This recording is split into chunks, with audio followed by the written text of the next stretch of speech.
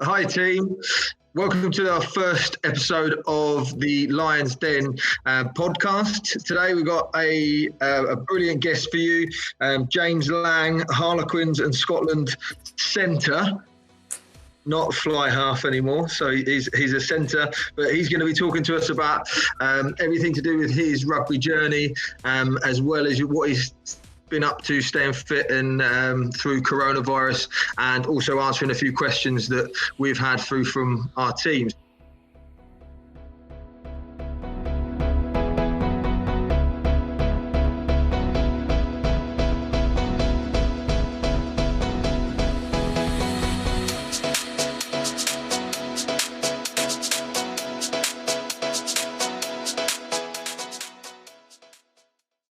Yeah, James, how are you doing? Oh, mate, yeah, no, I'm all good.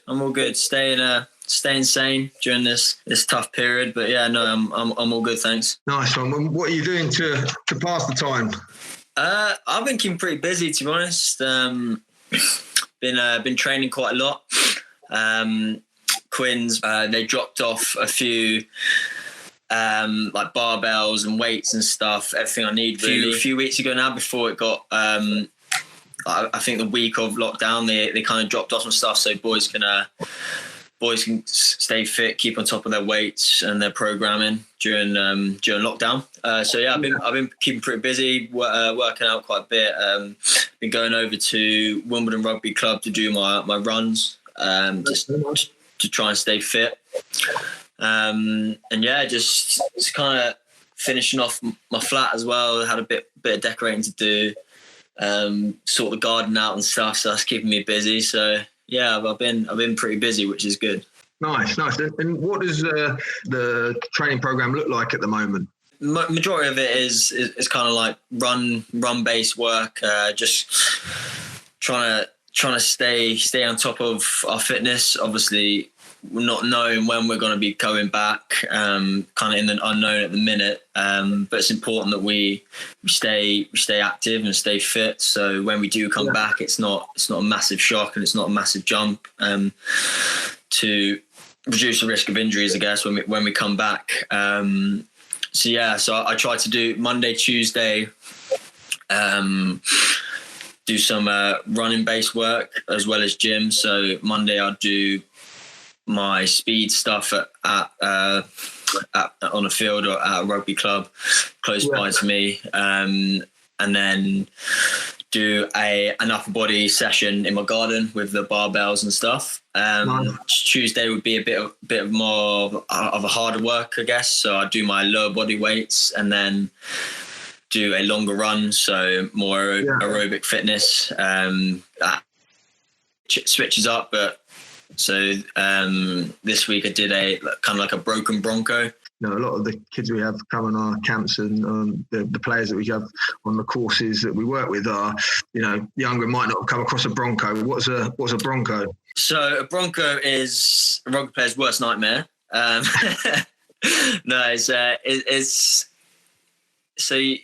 run. So it's like a tempo based run. So you get a rugby field, you start on the try line, you run to the 22, back to the try line, back to the, then you go from the try line to the near 40, back to the try line, then to the far 40, back to the try line. And that's one rep. So in pre-season, we would do 5 reps, of that, and then go for your best time, I guess. But we're doing the broken bronco, which is you do 1 rep. It's on a rolling minute.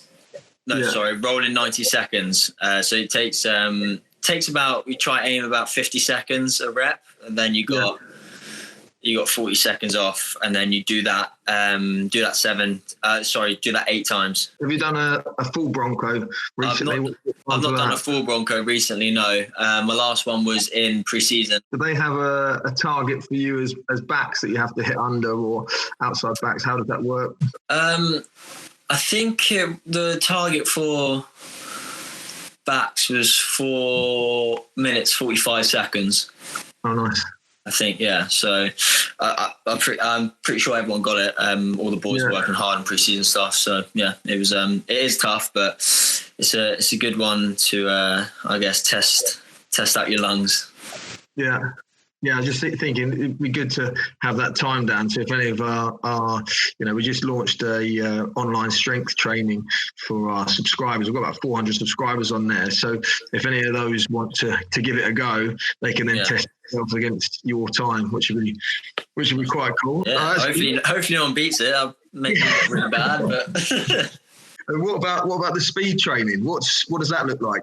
We've it's kind of just like drills and stuff. So A marches, A runs, some power based stuff. So standing triple jump, and just a few drills really. It's quite low key. The warm up is pretty low key. Obviously, you wanna, and the rest is longer rest periods. Obviously, you wanna be working maximal effort in the efforts. So it would be you do drills and stuff, and then you'd have do a 20 meters. So yesterday, Monday, I did 20 meters at 80% rest, like long rest you need, just so you're not. It's not to fatigue you. It's more just for explosiveness and stuff. And then you do 10 meters at 90%, and then I do four reps at 90 to 100%. With good rest in between. What are you saying? What do they recommend for your good rest? Probably around 90 seconds. Yeah. 90-second rest, minute to 90 seconds. Just where you're not fatiguing, because you obviously you're doing your hard run the next day and stuff. So this is just for your speed, and then afterwards we do 8 tempos of 60 meters on a roll-in 90 second. On a roll-in 60 seconds. And who's the fastest in the Quinn squad, and where do you sit in the? I think Niall Saunders off the mark is ridiculous. Weirdest running style, but yeah, he's a joke. He's a bit of an athletic freak. Obviously you got Nathan Earl, who's coming back from injury. Obviously he had that really bad injury last season against Northampton, but he's back fit now. So it'd be good to get him back in. But yeah, when he gets going, he's really fast. You got Aaron Morris, who's long-limbed, very very quick guy. I'm saying I'm up there, top tier, top six or seven maybe. Nice. Yeah. I do remember when we played, I think we'll get into the story that I've actually shared. So I sent an email out yesterday to all our subscribers and the people that have booked onto our camps before, and just said where the motivation to start these podcasts came from, and it was talking about stories through how we've come to how you've come to get where you are playing professional rugby, and then talking about the Exeter away game slightly. But mate, you're never going to let me live that down, are you? No one. Never, mate. I don't even remember it, mate. It's blocked from my memory. I've wiped it. I don't know what you're on about. It's one of those ones. But the thing that I said to people who don't know, James and I used to play together at St Mary's University only for 1 year before he went over to North Wales. And we played against an Exeter team, and they had a big. Well, I think he gets bigger every year. I tell this story, but it's big number 8, and he broke from the base of the scrum. And next thing I knew, James was nowhere to be seen. And I don't remember it, mate. I don't know what happened. Probably the fastest I've run. Yeah, but then the reason it twigged my brain there was actually on the reverse side when we played Exeter at home.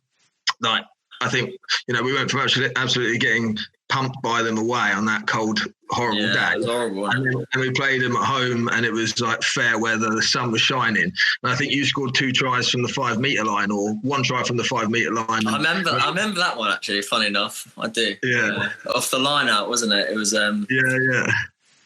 Remember that? It's a good crowd that day as well, wasn't it? I think good crowd.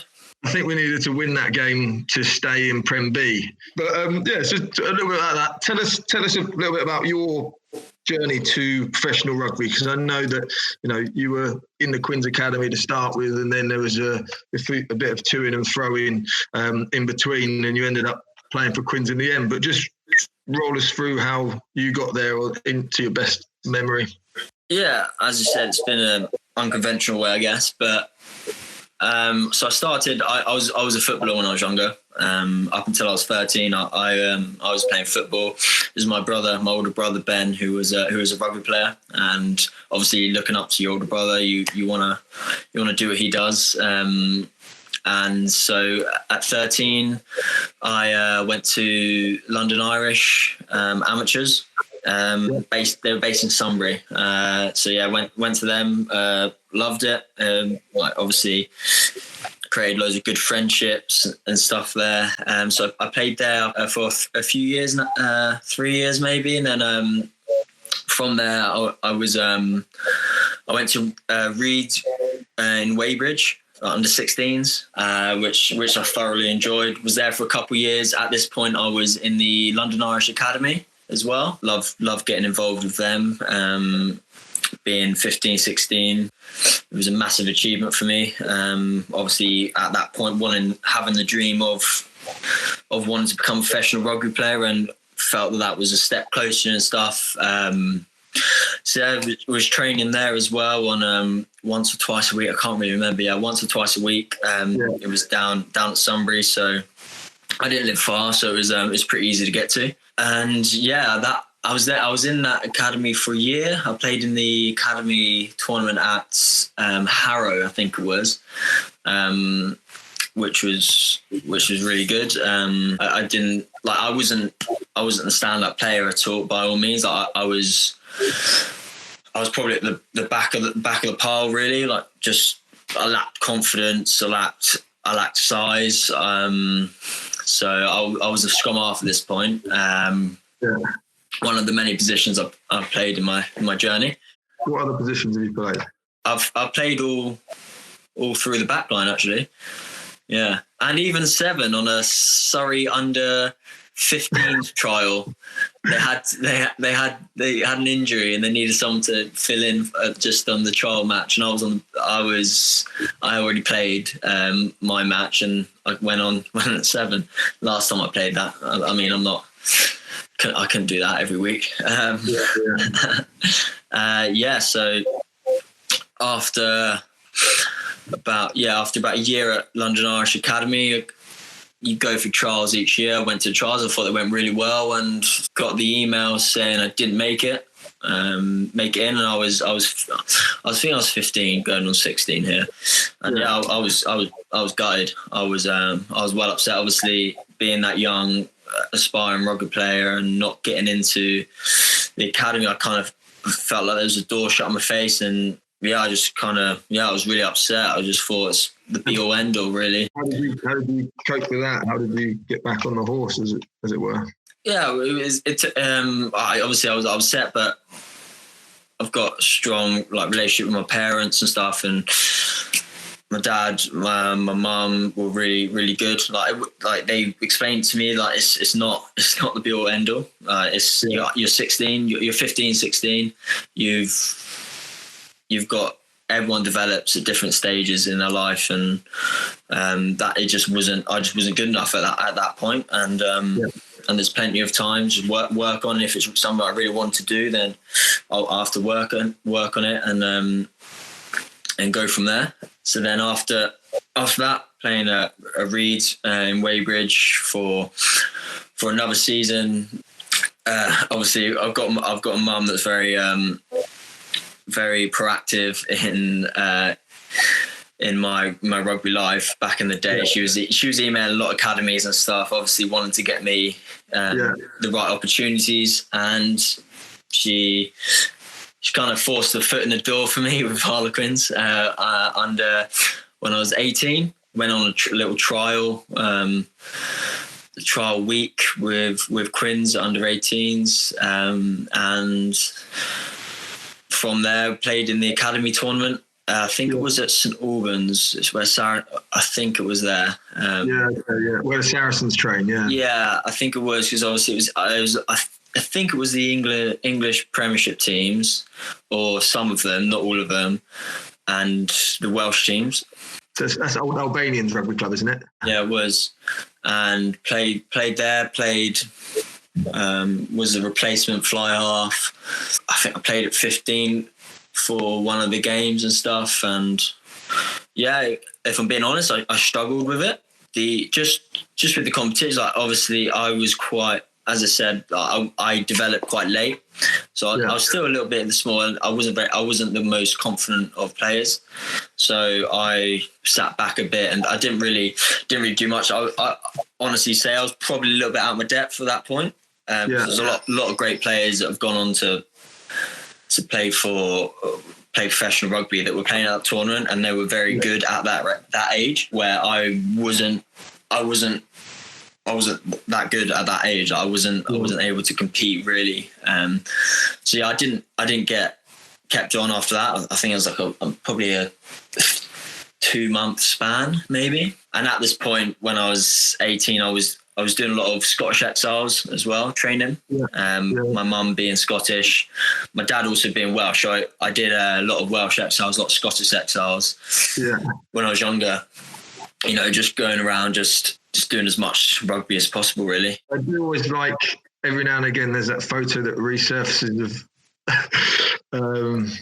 of you and Jamie Roberts. Yeah, that was at the Wales-Scotland game in 2008, I want to say, or 2006, something like that. But yeah, it was. We watched them play, and then Jamie Roberts and Lee Byrne came up to our box. My mum won a prize somehow. Yeah, she got a box for myself, my brother, and my mum and dad. So that was class. Obviously, going up there and watching. Then Jamie Roberts came in with Lee Byrne. So obviously spoke to my dad, spoke to us and stuff. And that was I think that was a week before I was playing for the Welsh Exiles. So yeah, that was a good memory. Obviously playing with Jamie at Quins as well, which was really cool. In fact, there's actually another one as well. I don't think it's out there, but I was a mascot for, me and my brother were a mascot for Ospreys and the Blues game. I got a picture with Adam Jones as well after that game, and obviously gone on to be one of my coaches at Quins as well, which is pretty cool. I've shown you the picture. It's pretty funny. And yeah, just playing a lot of Scottish exiles. I decided to focus on the Scottish exiles rather than the Welsh exiles. I think it was a bit the pathway for the Scottish exiles was a lot clearer, and I felt it was a lot better, and a lot better suited to me. So, like, massive respect to my dad, but we travelled up to Yorkshire, was the kind of hub for the Scottish exiles based in England. So we'd go up to Mount St Mary's College, quite a lot, to be honest, to do training and get ready for like trials and whatnot. Didn't make the under-17 Scotland team. Was upset about that, but wasn't, again, like looking back, wasn't good enough. I was at 9, then I decided to change to fly half, going into my under-17, 18 year, and then went up for another trial. This trial was up in Scotland. We played against the Scottish colleges or something like that at Murrayfield, next to Murrayfield. It's just one of the 4G training pitches in Murrayfield. Yeah. Had a decent game, and from that got selected for the Scotland under-18s team, which was amazing. There wasn't a Six Nations format. I think it was just we played a couple games against England and then Ireland, and then we flew to like the under-18s cup, the Fira Cup, which was held in Grenoble in France. Sorry. Which was class, really good experience, lovely place as well. And didn't go the way I wanted to go. Again, didn't perform very well at all. Out there, kind of felt kind of embarrassed about the way I performed a little bit, just because it was a great opportunity for me, obviously, representing my country of my mum, a country that I've supported through the years as well, alongside Wales as well, and didn't play very well at all. So yeah, that ended, and then that was my last year of college. So that was so I was 18, and then obviously going into university, St Mary's, where I met your lovely self, and opened my eyes to a lot of great things.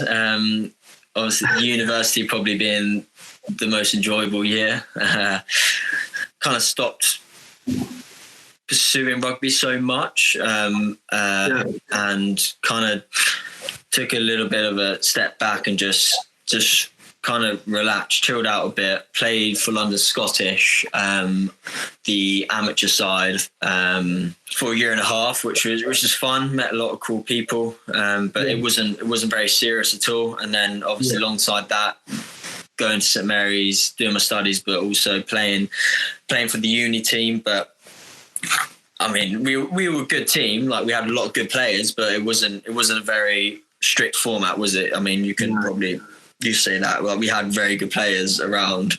Like, no, but also you've got a university like St Mary's, which has got like 4,000 people that go to the whole uni. Yes, and then tiny. We were competing in Prem B, which at the time was before they had the Super Rugby, so it was the second division. Yeah. As soon as you get a few injuries, you're pretty much screwed. So it was that was a difficult time. What was it why was that year? Was it more fun? What was the reason that you decided to take your foot off the gas a little bit with taking rugby so seriously? I think because I put a lot of pressure on myself, and I definitely did that year. I just wasn't enjoying it. I wasn't enjoying rugby as much as I used to. Obviously, coming off a few setbacks was quite tough, and I just wanted to get that enjoyment back, and going to uni and having kind of that year of just doing uni, just playing uni rugby. Great bunch of lads.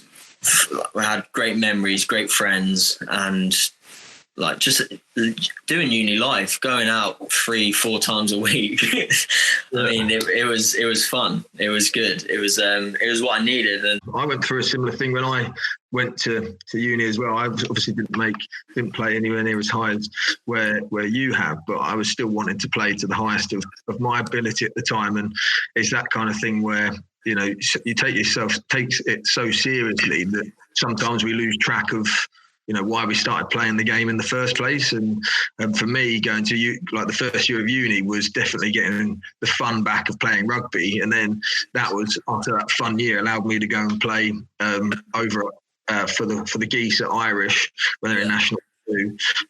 But I think sometimes it's easy to lose sight of why we really play the game.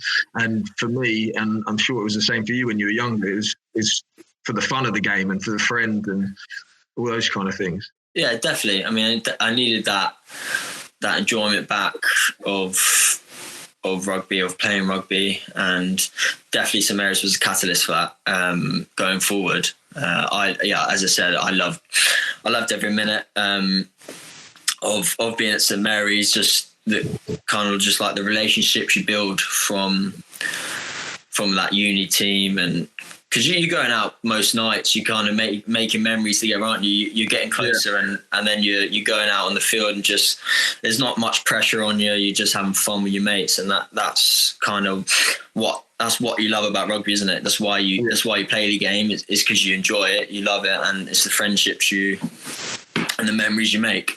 So that was definitely a big part of kind of my journey. And then obviously coming off that year, doing a year at uni, I had a call from, so it was towards the end of the year, and my dad called me and he says, you never guess who I've had a call from. I was like who? And Rupert Moon, from up in North Wales, who's the the head of RGC, which is the North Wales rugby team, and obviously a capped that he played a lot of times for Wales and Scotland back in the day. Yeah, and he explained that they've got an opportunity. They've heard my name was in the system. Obviously, going through Welsh Exiles, they heard I was a fly half.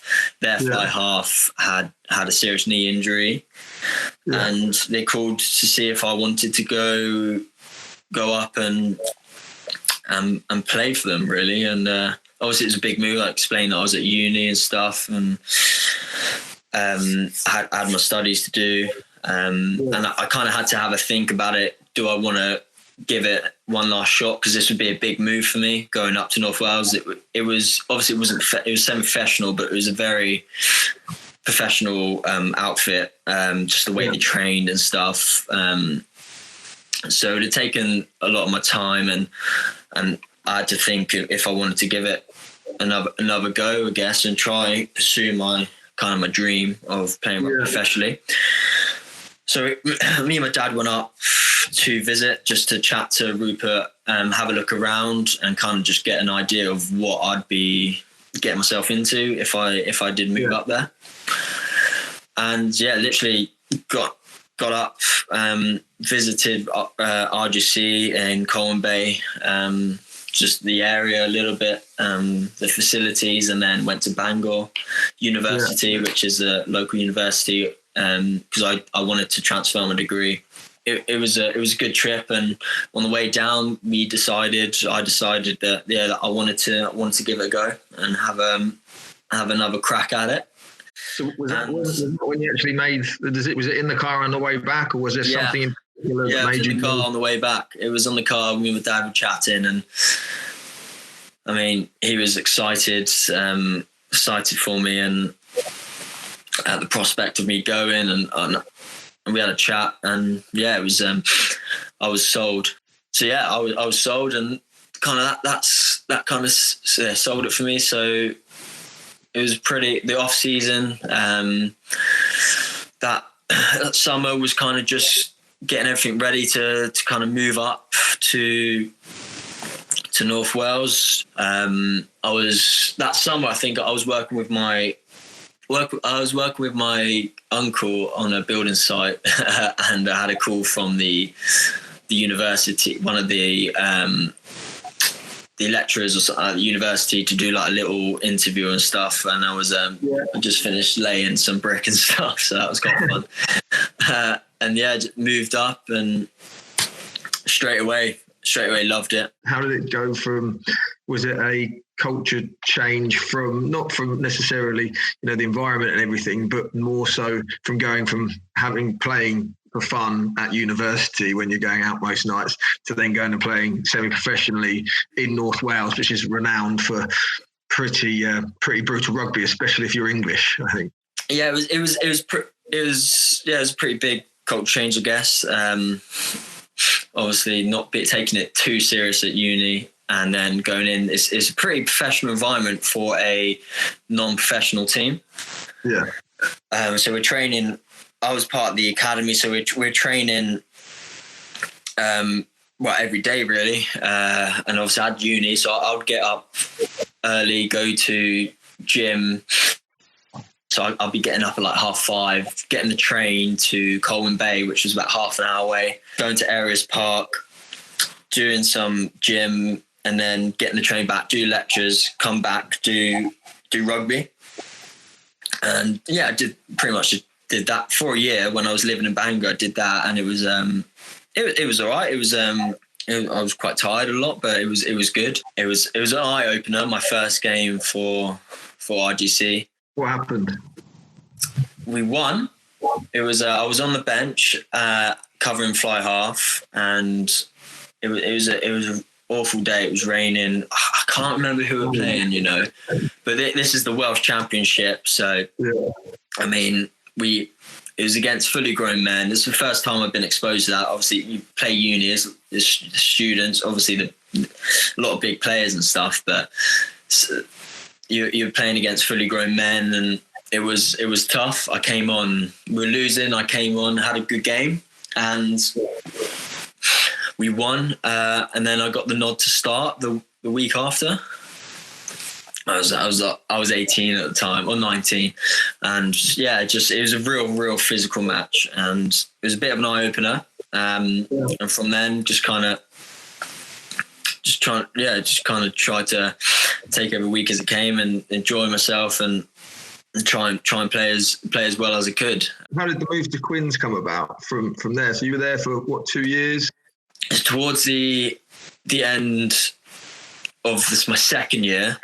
So we were in the running to get promoted, which was amazing. First time RGC to go to the Premiership, which was massive for the club and the region, which was class. And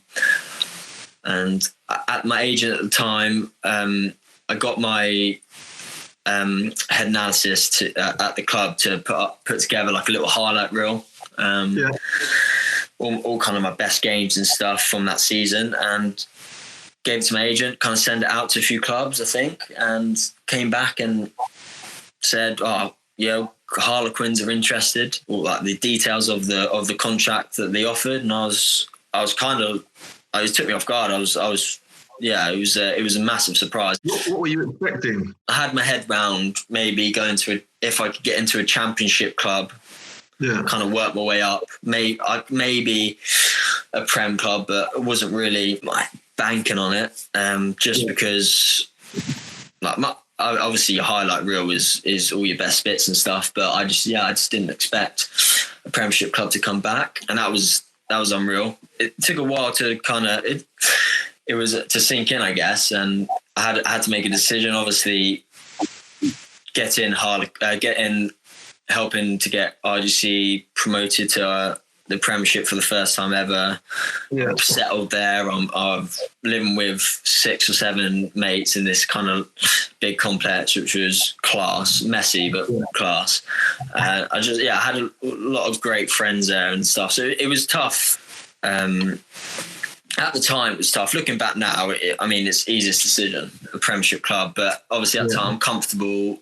Like I'll be going out of my comfort zone, meeting new people again, and stuff like that. So I was kind of a little bit reserved about it all, but I had great chats with my mum, dad, and Phil Davis, the head coach at the time at RGC, who was massive. He was class. He was massive in my decision and stuff to go, and he helped me a lot in my time there. And I decided to go. So I met up with John Kingston. It was at the time, and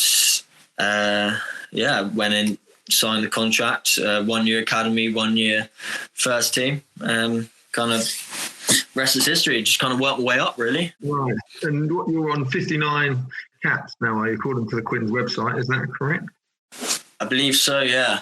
It's 59. It would have been more, hopefully, but I got injured, didn't I? So pretty tough to take. Just coming back to throughout all of that, and I think most rugby players from when they look back on it, and I'm sure a lot of the young players playing now don't realise how much their parents do to cart them around and get them to rugby and get them to and from everywhere, and they're really influential in our development as players and as obviously as people as well. But who else within your journey has been really influential to getting you where you are now, would you say? Obviously my parents. I think my brother as well is massive. He was the rugby player, and he knew a lot. He knows, and he knew a lot about rugby, and he was very good when he was younger, and he took the time out in the garden or whatever, just to. Obviously, I'm coming into it a little bit late and not really knowing what to do. I kind of had the fundamental skills, but it was more just the understanding and stuff. So he'd take the time out to help me develop, which was massive for me. Obviously, always that competition with your brother as well. You want to, which is good. I think Phil Davis, I mentioned, RGC was massive. And that whole time really at RGC, if I didn't go there, I wouldn't be where I am now, I don't think, which is massive. Just the coaches there, Phil Davis, Josh Leach, who was a player coach, Rupert Moon for giving me that opportunity as well. It was massive. And just the time at RGC was really good. It did toughen me up a lot. Yeah. Obviously going to these clubs like in the valleys when it's raining and playing in the championship, playing against grown men, and it does toughen you up, and it is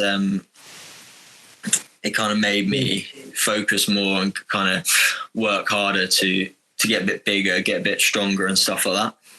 Yeah, and you talked earlier about when you were younger, some of the reasons you didn't perform as well as you'd like to, or were embarrassed with your performance, was due to, lacking confidence. How would you say you gained that confidence? I think a lot of my kind of self-confidence, I guess, or lack of, was back around my size and stuff. I was quite a small kid. I was really skinny. I just didn't have any weight. I couldn't hit people hard, and it took a while to get to build that muscle and get a bit bigger and stuff. And even my first year and a half, 2 years at Quins, I was still lacking that size and lacking that kind of that strength and stuff that I wanted to get to, and then obviously just keep working, and then finally I got a bit bigger, got a bit more size on me, and from that the confidence comes, and now I'd say I'm the most confident I've been at the minute, which is good.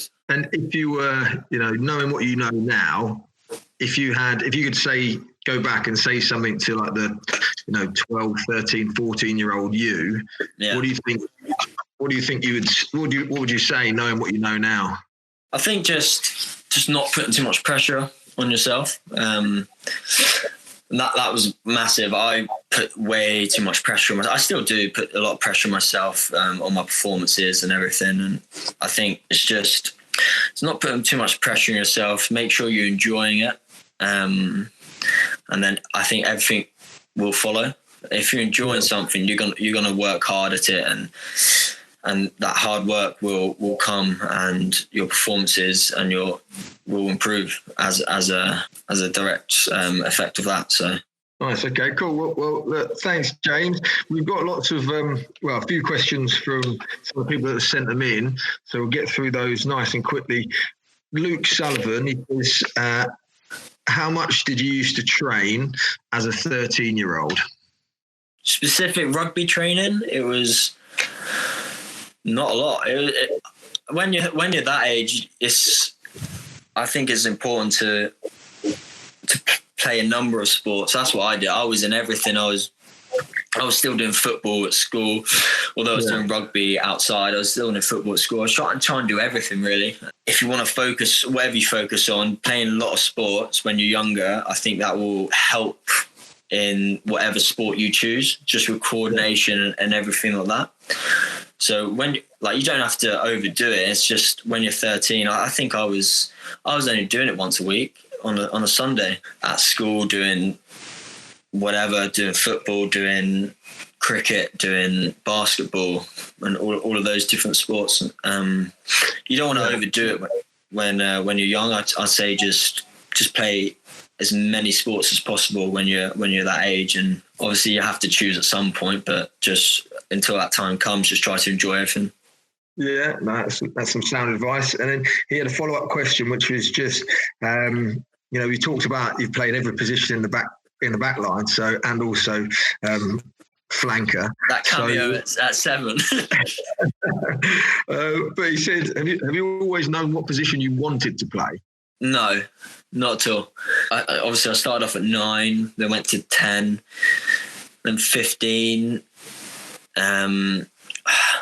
It's a tough one because obviously I came into Quins being a 10, and the first 2 years it's looked at as a 10, and that's what I wanted to be. And then I sat down with Snap, Nick Evans, midway through my second year, and he proposed to me about playing 12.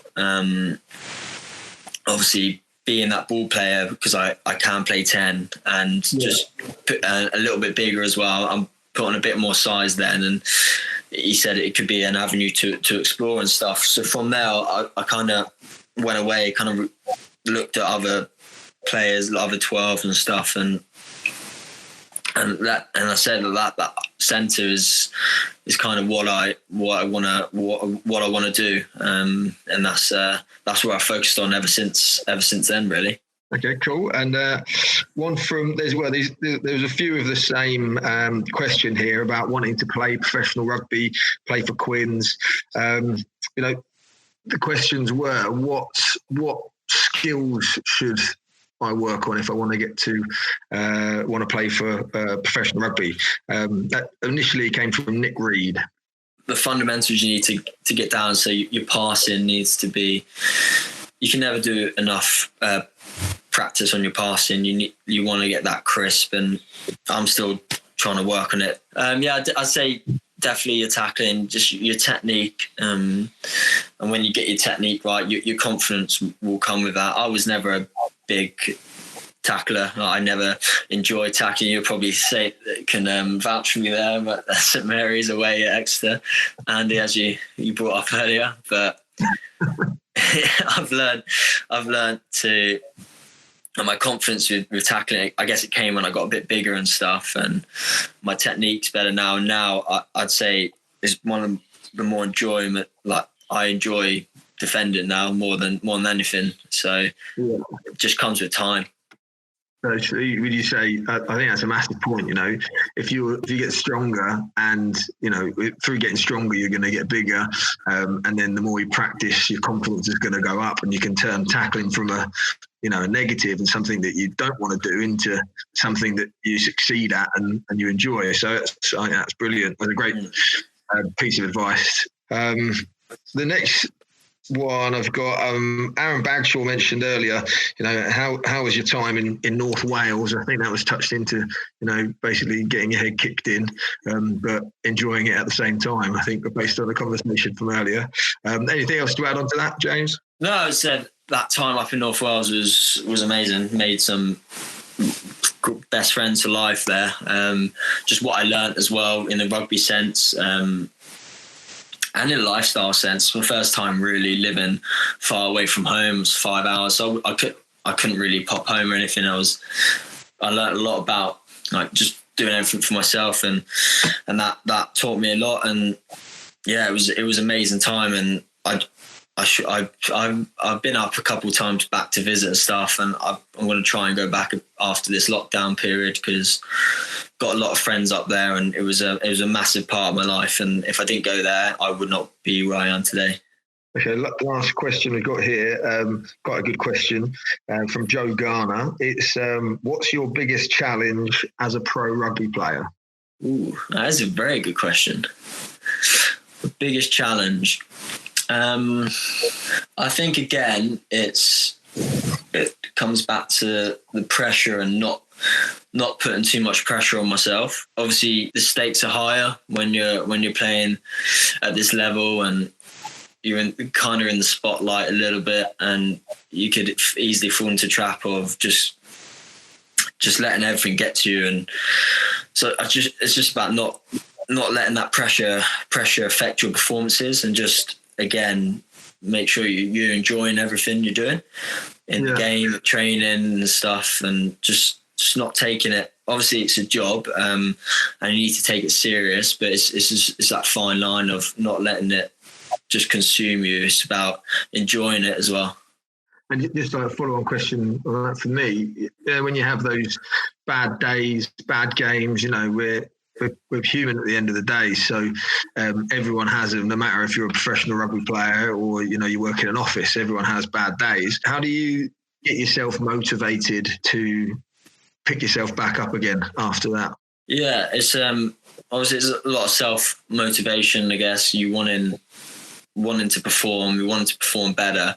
And if you have a bad game, then you got to look at what you do. You got to be accountable and kind of just keep working hard and just keep trying to get that performance level up, and you do that in training, and it's just about going in every day and trying to improve yourself in whatever aspect you need to improve to ensure you play better on the weekend. Yeah, so I suppose you do little things to get a success, and then you just build on those throughout the week, and the more you succeed, the more confidence you're going to get, and you can build yourself up to make sure you rectify it the following game. Definitely. Nice. Well, thanks very much for chatting with me, James. I think you've got a powerful story, and the importance that I want to get out there is that there's not just one route to rugby, to professional rugby. There's lots of different ways that you can get there, and if it's something that you really want to do, I think your key points and what I take from what you've said is, don't put so much pressure on yourself. You need to enjoy the game, and most of all, it's about having fun. And if you can do all of those things, then you're going to be in a better position to keep enjoying it, which means that you're going to be motivated to continue. Would you agree with that? Definitely.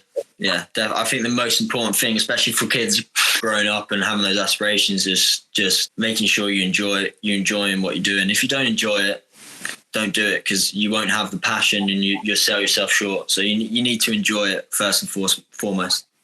Okay. Thanks, mate. And look forward to catching up soon. Yeah, top man. Cheers, Annie.